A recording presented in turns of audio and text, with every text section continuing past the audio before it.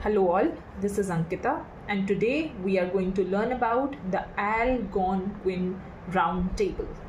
What was the Algonquin Round Table?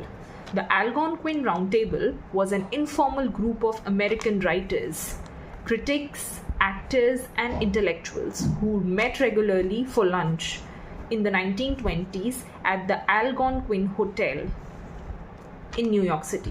तो एल्गोनक्विन basically एक informal group था अमेरिकन राइटर्स, क्रिटिक्स और एक्टर्स का, जो ऑफन रेगुलरली लंच पर मिलते थे 1920s के दौरान at the Algonquin hotel New York city में.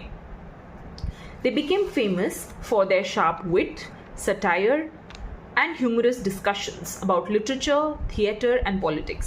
तो अब ये एल्गोनक्विन क्लब जो था ये किस चीज़ के लिए फेमस हुआ? ये फेमस हुआ वहाँ के लोग बैठते थे लंच के ऊपर and they used to discuss something and the famous characteristics of the group were their use of sharp wit, satire, humorous discussions on literature, theatre, politics and everything that was happening in and around the society. The group became a symbol of urban literary culture. ये जो group था ये urban literary culture का एक symbolic बन गया 1920s के दौरान, and hence it was also known during the period of the Roaring Twenties. This group was formed during the time of the Roaring Twenties. I hope you're clear with the idea of Roaring Twenties. If you're not clear with the idea, we already have a video dedicated to this. You can go and explore that. Now moving forward, the Algonquin Round Table began in 1919. The first meeting was organized to welcome journalist and theatre critic Alexander Walcott.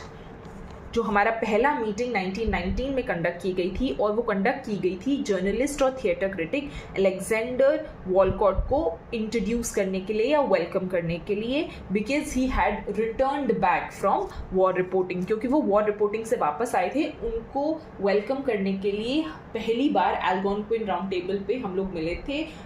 The people met there and to welcome this individual Alexander Walcott. The group used sarcastic humor and playful insult and hence was also sometimes called the vicious circle. It was also called as the vicious circle. Now the major members of the group were Dorothy Parker. She was one of the important and the central members of this group. Dorothy Parker, she was a poet, critic and a storytelling writer, famous for her sharp wit, sarcastic humor and her famous poetry collection Enough Rope. She was known for her famous poetry collection Enough Rope. और इसके characteristics भी वही थे. She used to use sharp wit, sarcastic humor, all those characteristics which were used by this round table. The second one was Robert Benchley.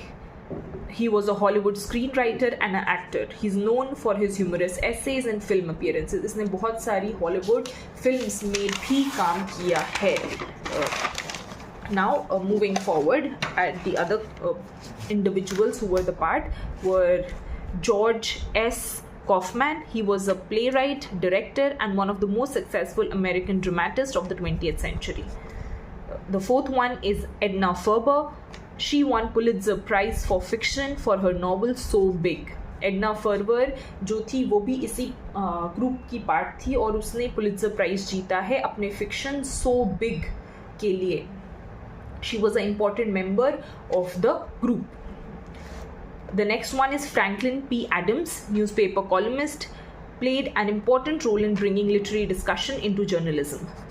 He brought literary discussions into journalism. ये एक newspaper columnist था. इसने ये ideas newspaper के through propagate करने में काफ़ी help करी.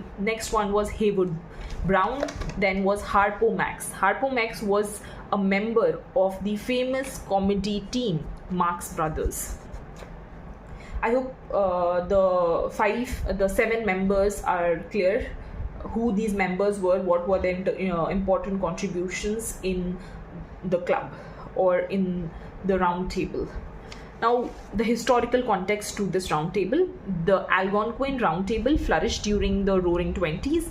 It was a period in American which was characterized by economic prosperity, jazz music and nightlife, urban intellectual culture, and literary experimentations. These were all the characteristics of the Roaring Twenties, and it was during the time of Roaring Twenties only that Algonquin Roundtable also came up, and hence they share almost the same characteristics and the same historical background.